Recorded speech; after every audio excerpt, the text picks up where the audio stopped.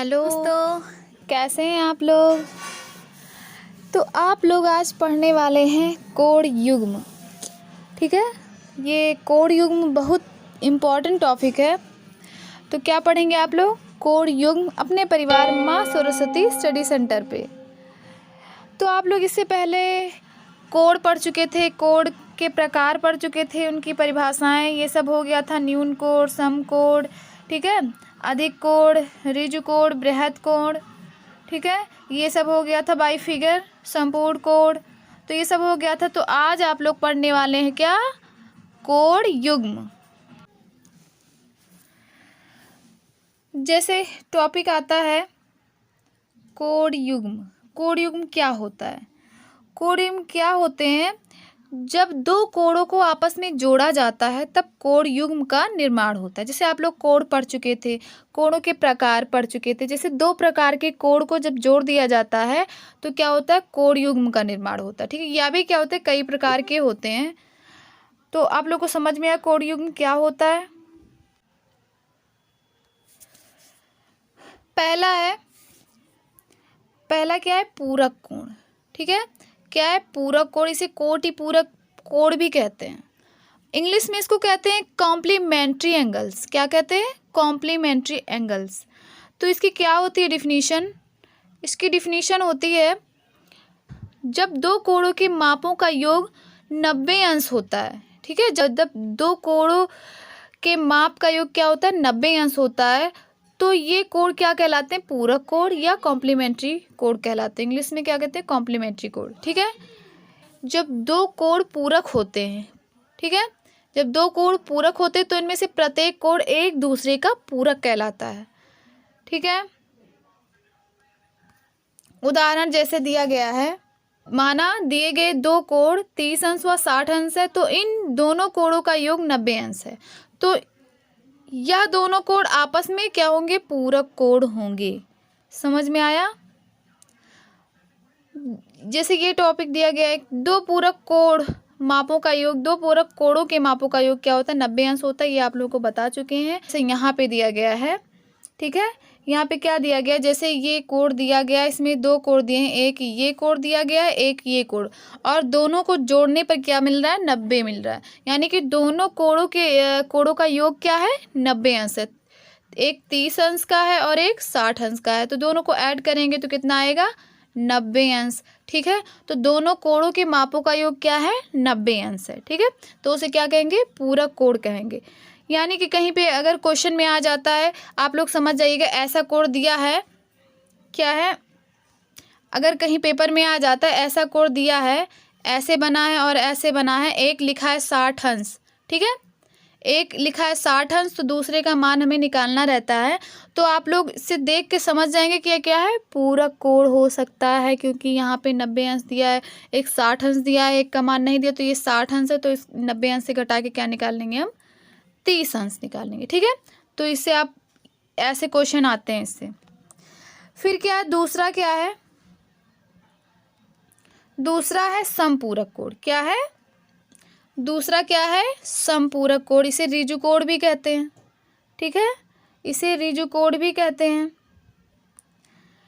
जब दो कोणों के मापों का योग 180 अंश हो, क्या हो? जब दो कोणों के मापों का योग 180 अंश हो या दो समकोण एक ऋजु कोण के बराबर होता है, या फिर क्या होता है? दो समकोण जो होता है एक ऋजु कोण के बराबर होता है, तो उनमें से एक कोण दूसरे कोण का संपूरक कोण या ऋजु कोण कहलाता है। क्या लिखा है? जब दो कोणों के मापों का योग 180 अंश होता है। ठीक है, दो कोण होते हैं, दोनों, जैसे उसमें था 90 अंश का होता है दोनों कोण का माप, इसमें दोनों कोण के मापों का योग क्या होता है? 180 अंश होता है।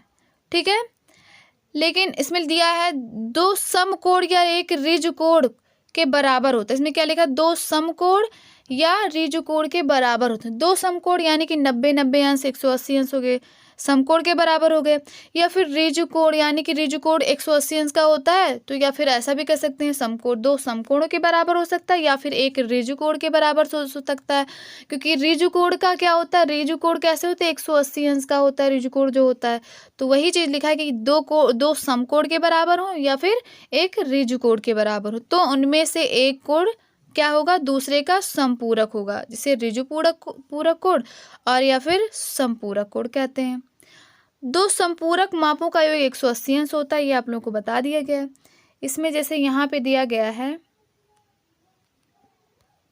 जैसे यहाँ पे दिया गया ये पूरा क्या है, टोटल 180 अंश का है, लेकिन इसमें ये दिया गया है, ये देखो ये 60 अंश का है, ये क्या है 60 अंश का है, और ये पूरा 120 अंश का है। तो ये क्या है, संपूरक कोण। अब आता है आसन्न कोण। ठीक है, क्या आता है, आसन्न कोण। आसन्न कोण जिसे कहते हैं एडजेसेंट एंगल। इसमें क्या होता है,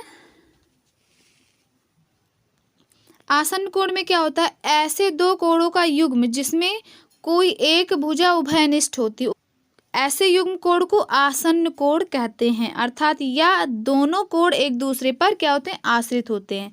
ठीक है, यहाँ पे कुछ और दिया इसके बारे में, जैसे ये देखो, यदि आसन्न कोण का युग्म परस्पर संपूरक होता है तो उसे रैखिक युग्म कहते हैं। क्या होता है, यदि आसन्न कोण क्या होते हैं, संपूरक होते हैं परस्पर एक दूसरे के, तो क्या होंगे, उनको रैखिक युग्म भी कहते हैं। यहाँ पे दिया गया देखो आसन्न कोण का, ये क्या है, ये देखो एक दूसरे पर आश्रित है, ये देखो उभयनिष्ठ है। ठीक है, जिसे कोई किताब को दोनों तरफ से खोल दिया गया, बीच का पेज क्या है, ऊपर है। ठीक है, तो ऊपर जो पेज है वो उभयनिष्ठ है। ठीक है, ये उभयनिष्ठ है और ये दोनों पर आश्रित है। ठीक है, जैसे यहाँ पर भी दिया गया है, ये भी क्या है, आसन्न कोण है। यहाँ देखो ये दिया गया और यहाँ पे ये क्या है, भुजा उभयनिष्ठ है। ठीक है, तो ये क्या होती है, आसन्न कोण होता है ये। अब क्या आता है, शीर्षाभिमुख कोण। क्या आता है, शीर्षाभिमुख कोण। शीर्षाभिमुख कोण को क्या कहते हैं, वर्टिकली अपोजिट एंगल्स कहते हैं। इसमें क्या होता है, जब दो रेखाएं प्रतिच्छेद करती हैं, सामान्यतः अक्षर एक्स की भांति दिखाई देती हैं। क्या होता है, दो एक्स में क्या होता है, एक्स ऐसे बनता है, दो भुजाएं एक दूसरे को क्या काटती हैं, तो वही चीज़ लिखा है, सामान्यतः क्या करती हैं, प्रतिच्छेद करती हैं। तो हमें सम्मुख कोणों के दो युग्म प्राप्त होते हैं, इन्हें शीर्षाभिमुख कोण कहा जाता है, इनका माप समान होता है। जैसे यहाँ पे देखिए, यहाँ पे एक दूसरे को ये कोण काट रहे हैं। ठीक है, इसमें दो युग्म होता है। क्या होता है, ये आपस कोण, ये कोण आपस में बराबर होते हैं। ठीक है, और ये कोण आपस में बराबर, इस पे क्वेश्चन पूछा जाता है।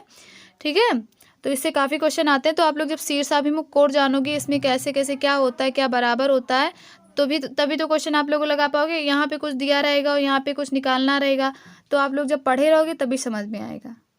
ओके, अब क्या आता है, एकांतरण कोण। ठीक है, क्या आता है, एकांतरण कोण। एकांतरण कोण किसे कहते हैं, जब दो समांतर रेखाओं को एक तिर्यक रेखा काटती है तो तिर्यक रेखा के विपरीत दिशा में बने कोण एकांतरण कोण कहलाते हैं। ये परस्पर क्या होते हैं, समान होते हैं। क्या होते हैं, जब कोई समांतर रेखा को एक तिर्यक रेखा काटती है, जैसे यहाँ पे देखिए,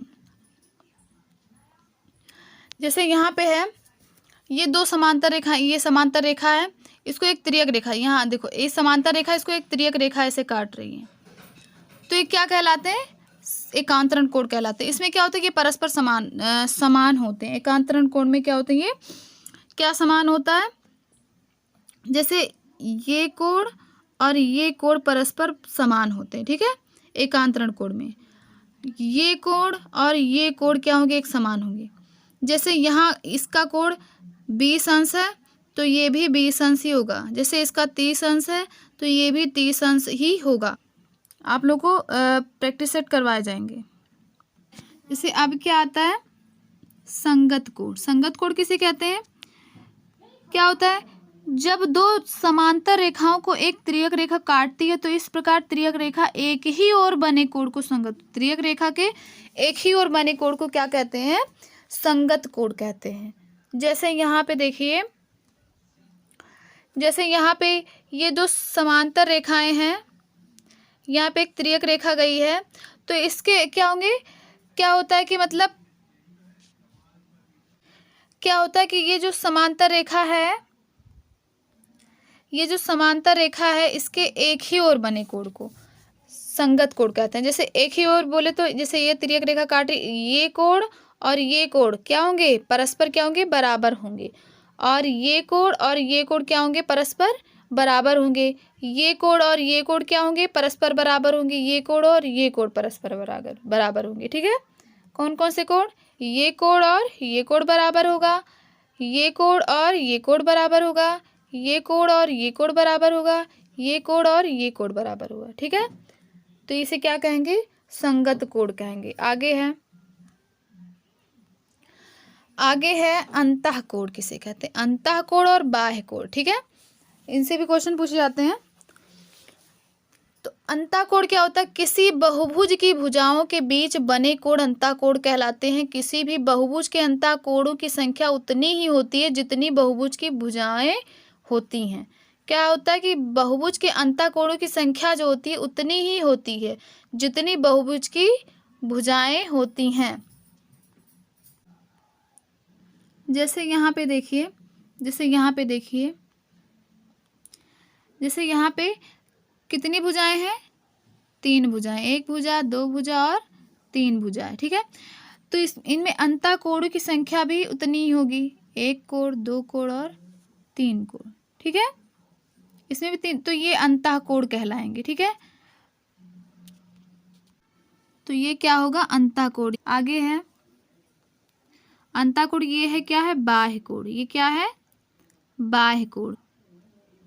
ठीक है, जैसे बाह्य कोण क्या है, यदि किसी बहुभुज के भुजा को आगे बढ़ाया जाए तो इस प्रकार बने, जो इस प्रकार से बाहर की ओर बना कोण उस बहुभुज का बहिकोण कहलाता है। बहुभुज यानी कि केवल त्रिभुज ही नहीं, उसमें चतुर्भुज, पंचभुज, षष्ठभुज भी हो सकते हैं। बहुभुज में कोई जरूरी नहीं केवल त्रिभुज ही हो। ठीक है, जैसे यहाँ पे दिया गया है, जैसे ये क्या है, ठीक है,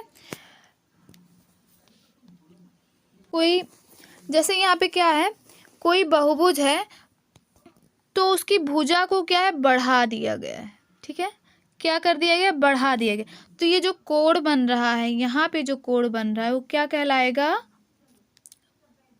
बाह्य कोण। क्या कहलाएगा, बाह्य कोण या फिर बहिकोण भी कहते हैं, बहिष्कोण कहते हैं या बाह्य कोण कहते हैं। ठीक है, तो इन सब से क्वेश्चन पूछे जाते हैं कि मतलब एक का दे देगा, एक का पूछा जाएगा। तो ये सब आप लोग जब समझ में आएगा आप लोगों को तभी आप लोग जान पाओगे। तो इतना आप लोगों को समझ में आया हो तो आप लोग कमेंट में ज़रूर बताइएगा। वीडियो आपको कैसी लगी ये भी बताइए कमेंट में। ठीक है, आगे के सारे यहाँ पे आपको करवाए गए थे कोणों के प्रकार, कोण कैसे होते हैं, शून्य कोण कैसा होता है, न्यून कोण कितने अंश का होता है, सम कोण कितने अंश का होता है, ऋजु कोण, बृहद कोण, अधिक कोण, संपूर्ण कोण, ये सारे कोण करवाए गए थे आप लोगों को। अगर आप लोग देखना चाहते हैं तो प्लेलिस्ट में जाके देख लीजिए, प्लेलिस्ट में जाके देख लीजिए आप लोग देखना चाहते हो आगे की वीडियो तो। और आगे के क्वेश्चंस हम लेकर आएंगे जल्द ही। अगर आप लोगों को वीडियो अच्छी लगी हो तो लाइक कीजिए, शेयर कीजिए और सब्सक्राइब करना मत भूलिएगा चैनल को। अगर आप लोग नए हो तो प्लीज़ चैनल को सब्सक्राइब कर दीजिएगा। तो आज यहीं तक, आगे की वीडियो नेक्स्ट डे लेकर आएंगे। कुछ क्वेश्चन करवाए जाएंगे जो कोड से रिलेटेड होंगे, जो आपके एग्ज़ाम में पूछे जाते हैं। एग्ज़ाम से रिलेटेड क्वेश्चन होंगे, इंपॉर्टेंट क्वेश्चन होंगे जो एग्ज़ाम में बार बार पूछे जाते हैं, वही क्वेश्चन करवाए जाएंगे। प्रीवियस ईयर के question, CTET, TET, super TET के और अदर एग्ज़ाम्स में भी पूछे गए हों वो भी क्वेश्चन करवाए जाएंगे। तो आज यहीं तक, बाकी next day. Thanks for watching.